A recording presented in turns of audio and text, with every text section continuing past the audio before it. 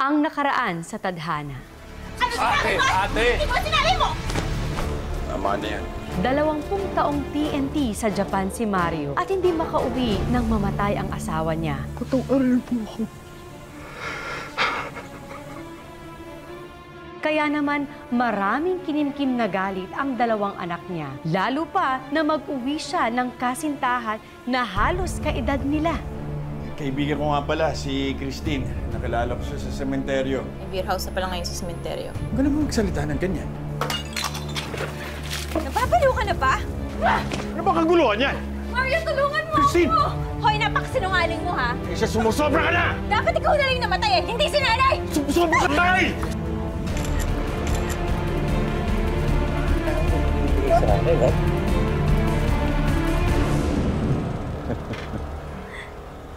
Salamat. Try it, it's good. Sarap na ito. Tay, tigilan niyo na yung pagmumurang kamatis niyo. Dahil niloloko lang kayo ng babaeng yan. Rachel, ano na naman to? Gusto mo ipagbuhos kita ng malamig na juice? Para naman lumamig yung mainit mong ulo. Hindi naman ako na-inform na marunong palang magtimpla ng juice ang demonyo. Anong flavor? Orange na may katas ng kaharutan mo? O pineapple na hinaluan ng kalandian mo? Rachel! Alam mo, kung pupunta ka lang dito para mag-scandal, mabuti pa huwag ka nang pumunta sa bahay na to. Ano ba, Tay? Kayo na nga itong tinutulungan. Kayo ba'y nagkakaganyan? Pasalamat nga kayo eh. Kahit papaano, nagkaroon pa ako ng paki sa inyo. Di kayo naniniwala sa akin?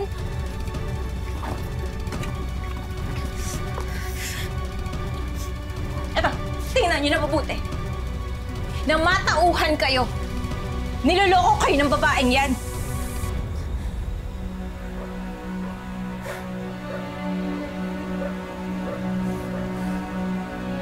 Si Carlo to, di ba? Oo, si Carlo. Kapatid ko. Kapatid? Kapatid ko si Carlo. Alam mo, hinatid lang niya ako sa sakayan. Nagpaalam ako sa kanya. Yung nasa picture niyan, walang mali siya yan. Alam mo, Rachel, huwag mo nang lagyan ng kamunduhan yung mga pag-iisip mo para magalit sa akin si Mario. Tay, pinaniniwalaan mo yung sinungaling na babae na yan? Tay, ano ba? Harap-harapan na may pruweba, no? Bakit ayaw niyo maniwala? Nagpapaloko kayo? Ginagkatasan lang kayo ng babaeng yan! Tama na! Tay! Rachel, ito na ang huling beses na susugod ka dito para awayin si Christine. Naintindihan mo?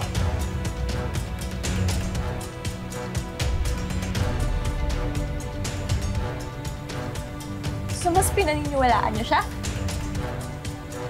Sige, bahala kayo sa buhay niyo! Sana lang, hindi niyo pagsisiyan ng taong pinili. Kaya nandito ako. Ginawa ko to dahil naawa ko sa inyo. Pero pinatunayan niyo lang na hanggang ngayon, hindi pa rin kaming mga anak mo pinipili mo.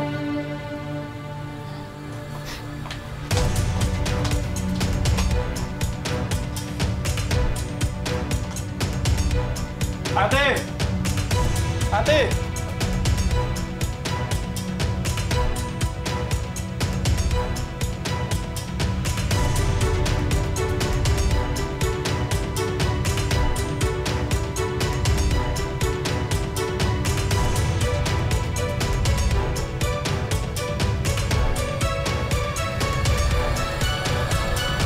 Masisisi ba natin si Mario na nangulila sa pagmamahal ng kanyang mga anak?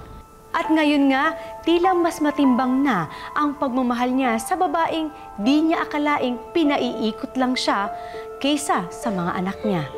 Kailan kaya mabubunyag ni Mario ang tunay na pagkatao ni Christine? Christine, anong ginagawa mo? Tigilan natin to, Mario. Ayoko na. Hindi pwede. Pinaglaban kita sa anak ko. Ikaw ang pinili ko. Nakita mo naman yun, di ba? Eh, paano naman yung anak mo? Na sinisisi yung kapatid ko, ha? Dinadamay sa galit niya. Mario, ayoko na. Ayoko na nang may nadadamay sa relasyon natin. Christine, nakikiusap ko sa'yo. Huwag mo naman akong iwan.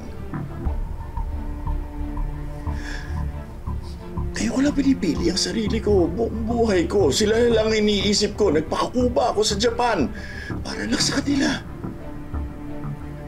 Ngayon ko lang pinagbibigyan ng nararamdaman ko, kaya ikaw ang pinili ko. Dali ko lang nagpapasaya sa akin. Huwag mo naman ako iwan, no? Please. Pinili din naman kita, di ba? Kaya lang yung anak mo, may saltik yung anak mo. Gagawa at gagawa ng paraan yan para magkahiwalay tayong dalawa. Oh, sige. Sige. Anong gusto mong gawin ko? Gagawin ko. Anong gusto mong gawin ko? Lumipat tayo. Tayong dalawa lang. Pumunta tayo sa Cebu, sa probinsya, kung saan tayo magiging masaya. Christine, baka mahirapan lang tayo kapag doon tayo tumira sa Cebu. Wala pa naman tayo masyadong ipon. Eh, ibenta natin tong bahay na to. Pero Christine, ito lang ang napundar ko para sa mga anak ko. Itong bahay na to, ito lang. Wala nang iba. Mario, si Rachel maganda ang trabaho. Si Nick mas malakas pa sa kalabaw. Pero tayo, paano tayo? At saka, wala naman silang pakialam sa'yo eh, di ba?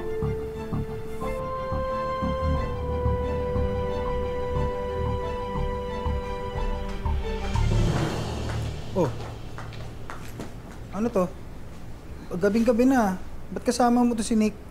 Ito kasi si Ate Rachel eh. Sinugod si Ate Christine kanina sa bahay. Bulag na talaga yung tutumong tatay.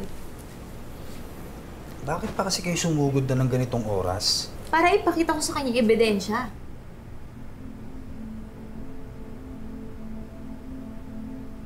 Ate, sigurado ka ba sa bintang mo kay Christine?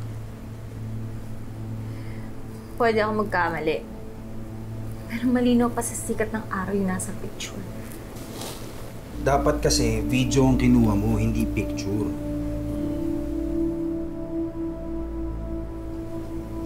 Ngayon, mas kailangan natin ng mas matibay na ebidensya.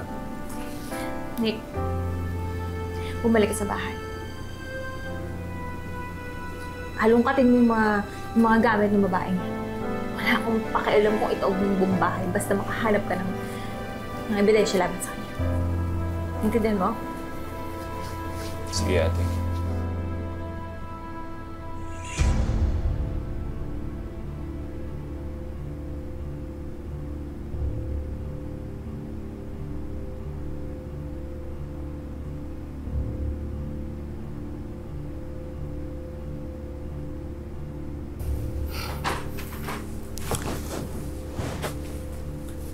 Anong ginagawa mo dito, Nick?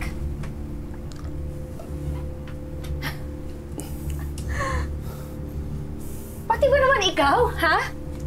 Guguluhin mo rin ang buhay ko? Uy, anong ginagawa mo? Gumagawa ng gulo. Gusto mo to, di ba? Ha? Di ba? Gusto mo to? Uy, itigil mo yan! Christine! Christine, titigil mo yan! Uy! Tulong! Ah! Tulong! Mario, tulong! Uy! Wala akong ginagawa masama sa'yo! Tigilan mo ako! Uy! Uy! Ayun ka! Tay! Tay! Anong ginagawa mo? Tay, wala akong ginagawa masama! Tay, wala akong ginagawa masama! Baliw yung babae na yan, Tay! Nick! Bakit mo naman ginawa sa akin to? Para anak na lang ang turing ko sa'yo eh! Alam mo kung hindi mo ako kaya respetuhin, ha? Bilang girlfriend ng tatay mo, respetuhin mo naman ako bilang isang babae! Tay! Napakasinungaling na babae niya, Tay! Tay, niloloko ka lang yan! Lumayas ka dito! Tay! Tay, papapulis kita! Tay, niloloko ka lang yan! Tay!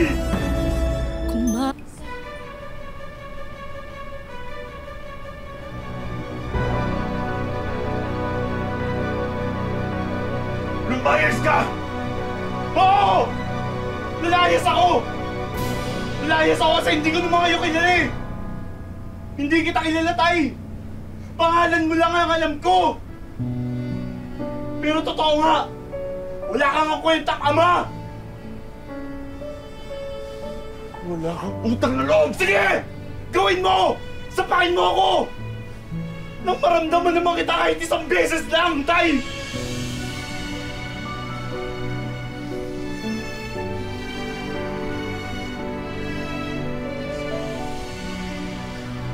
Tanda mo to.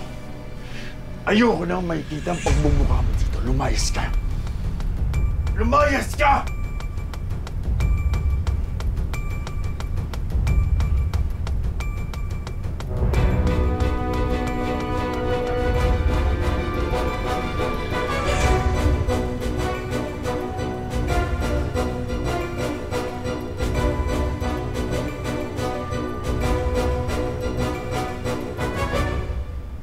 Sa kagagawa ni Christine, tuluyang pinalayas ni Mario si Nick.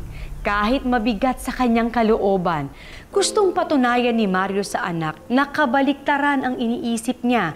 Ang totoo'y pamilya lagi ang pinipili niya noon nang mag-TNT siya sa Japan sa loob ng 20 taon. At ngayon lang niya pipiliin ang sarili para naman sa kanyang kaligayahan.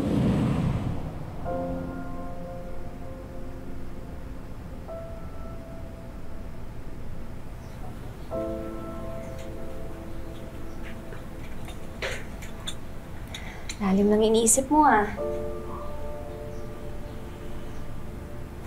Christine.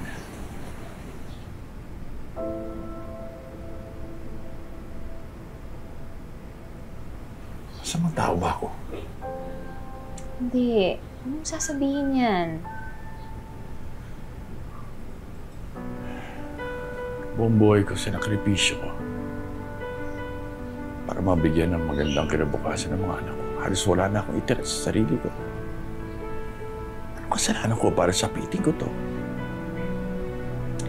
Mario, hindi mo kasalanan na hindi ka maintindihan ng mga anak mo.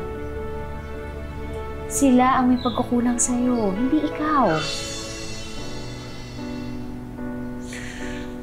Isang gusto ko na lang talaga mawala. Pero kahit na mawala ako, hindi rin naman mapapansin ng mga anak ko. Dahil para sa kanila, tagal na akong wala.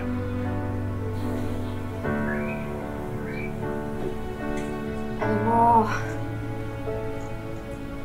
baka ito na yung hinihintay nating senyales. Mario, unahin mo muna yung kasayahan mo. Diba, sabi ko sa'yo, magpakalayo-layo na tayo. Benta natin tong bahay na to. Tapos pumunta na tayo sa Cebu. Huwag mo na isipin yung mga anak mo.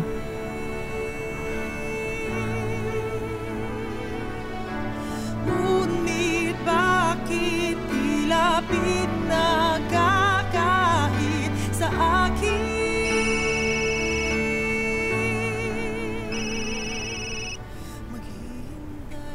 Hello?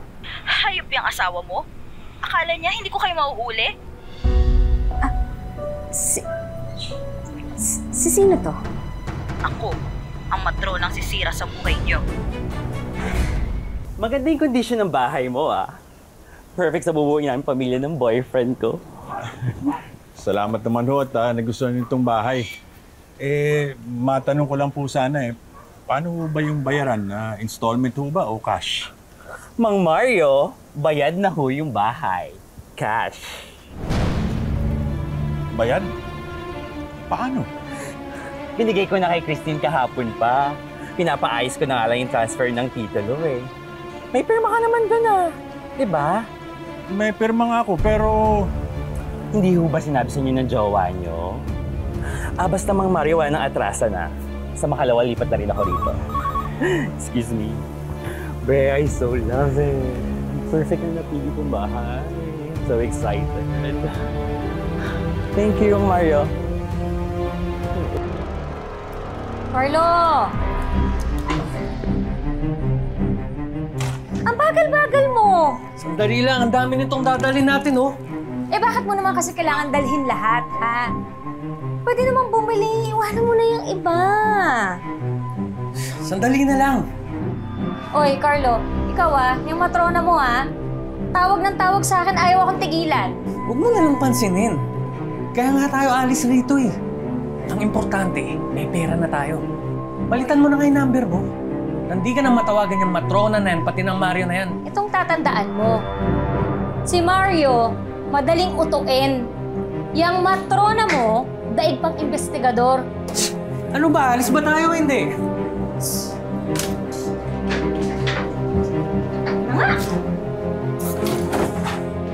Christine? Ano ibig sabihin ito? Alis kayo? Mario, hindi. Hahatid ko lang si Carlo. Uwi na kasi siya ng Cebu. Kaya pala pati mga gamit mo, dala niya. Yung mga bag ko, hiniram lang ni Carlo. Yung pera. Ha? Nasaan yung perang pinambayad para sa bahay ko? Nasaan na? Mario, walang pera sa akin. Ang sinabi sa akin nung bibili ng bahay, titignan niya muna. Pero wala siyang binibigay na pera sa akin.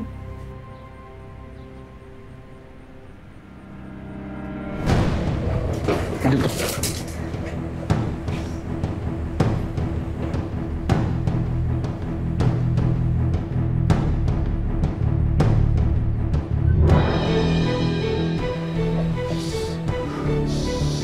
Mga hayop kayo! Ano? Ano? Kurang ka pala eh! Kayo! Kapala! Kayo!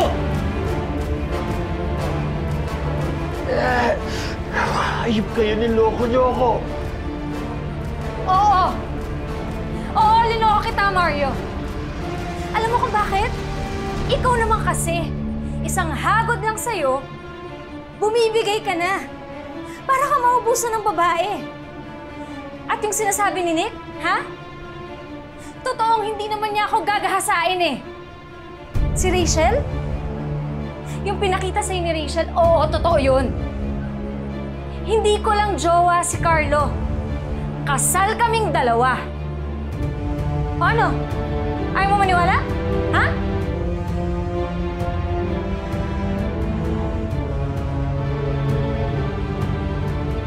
Kasi binigay ko sa iyo ang lahat. Oo. Binigay mo nga ang lahat sa akin. Pero kulang pa yun sa pakikisama ko sa isang amoy lupang katulad mo.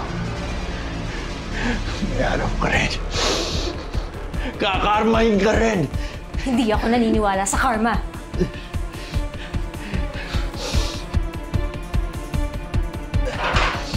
Hayop! Mga hayop kayo! Archie,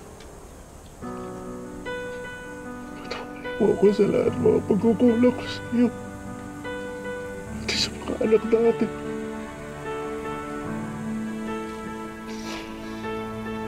Patay na loob ko, di ba na ako yung wala dito eh.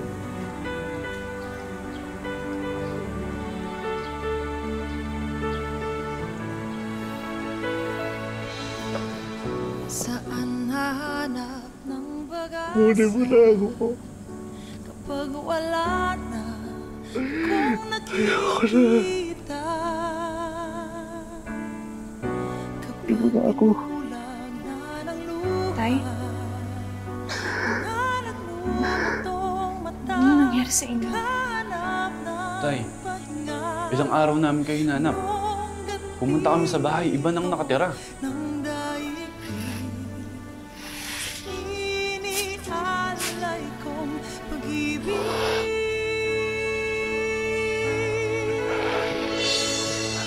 Ngayon alam niyo na.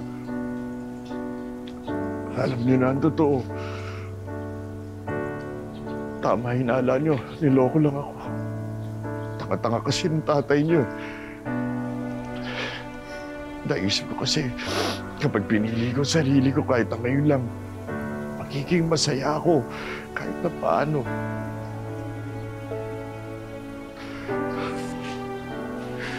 Kasi gusto ko lang naman maging masaya eh. Gusto ko lang punan ko ano yung kulang dito sa loob ko. Ilang taong butas-butas puso ko dahil sa pangungulila sa inyo. Ilang buwan buwasak ang kaluluwa ko dahil sa pagkamatay ng nanay niyo. Gusto ko lang mabuo kahit na papaano. Tay, kami rin naman hindi eh. Hindi kami buo. Hindi kami buo kasi hindi buong pamilya natin. Pero Tay, pwede pa naman natin simulan, di ba? Kaya niyo pa rin ba akong matanggap kahit na ako na mismo sumihira sa atin?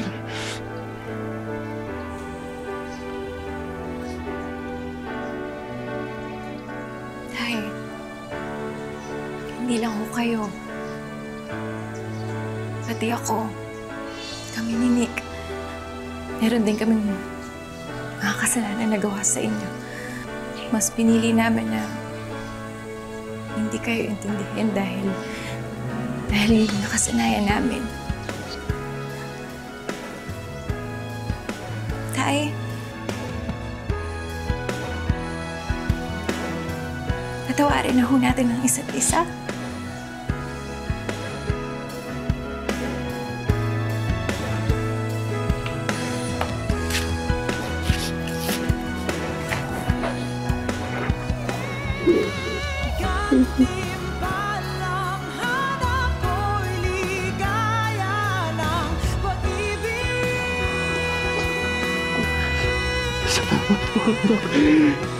Ngunit bakit tila pinakakain sa akin? Mahal, mamaya. Alam mo na, ha?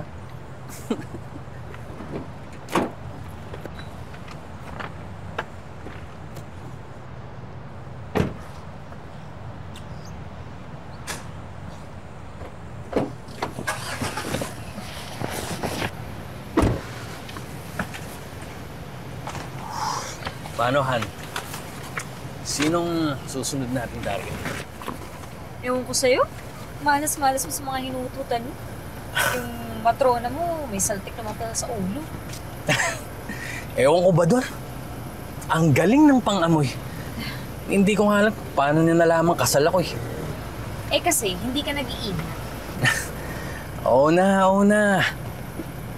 Ikaw na ang magaling. Huwag kang magalala. Papawi ako. Tapos, bibilhan kita agad ng kondo. Lahat na gusto mo. Pero sa ngayon, enjoy muna tayo.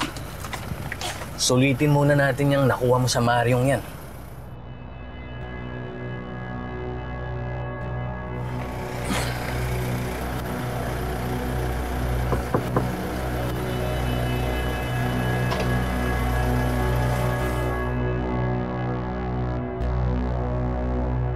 Mga hayop kayo! Sama kayo sa impyerno!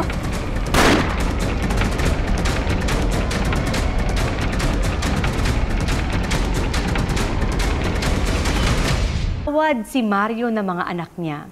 Pinili niyang patawarin at kalimutang tuluyan si Christine at ang lahat ng ginawa nito sa kanya. Nang mabalitaan niya ang pagkamatay nito at ng asawa niya, natigilan lang si Mario. Totoo man o hindi ang karma, mas mabuting laging gumawa ng mabuti sa kapwa.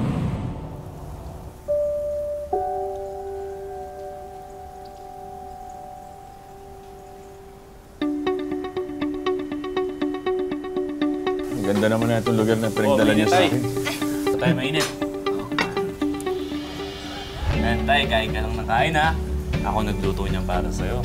Kasi naisip ko na baka na-miss mo yung pagkain mo sa Japan. Ikaw talaga gumawa. Oo, nagluto niyan! Masyado na naman akong pinapatabaan ito eh. Nako Tay, hindi. Kumain ka ng kumain dyan para sa ating lahat dyan. Kumain ka lang ng kumain dyan. Sige, salamat. Salamat. Pero, Tay, salamat din. Kasi na-experience ulit namin na magkakasama tayo. Sana nga lang. Kasama natin ang mama niyo ngayon. Pero, Tay, alam mo, may iniwan naman na representative si nanay. Di ba? Representative? Anong ibig mong sabihin? Sino? Tay, buntis ako, Tay. Puti! Magiging lolo na ako! Yes, Tay. Magiging lolo na ako! Alam nyo, may kasabihan. Biyaya daw isang bata sa isang pamilya. Ang ibig sabihin, meron tayong nagawang tama. Kaya natuwa sa atin ang langit. At matutupad na rin ang pangarap ni nanay na magkaroon ng apo. Congratulations, eh. Thank you, Tay. Tay, natutuwa ka rito.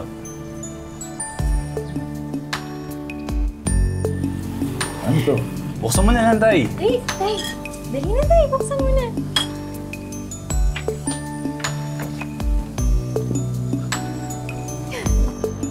Simula kasi nung namatay si nanay, naisip namin ni ate na lahat ng perang pinapadala mo, i-save namin sa time deposit.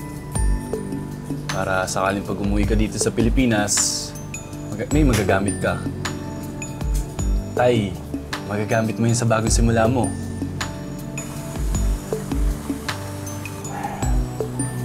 Alam niyo,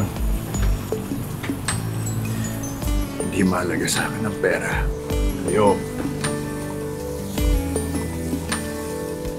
Kayong pamilya ko. Kayo lang sapat na sa akin. Sapat na kayo sa akin.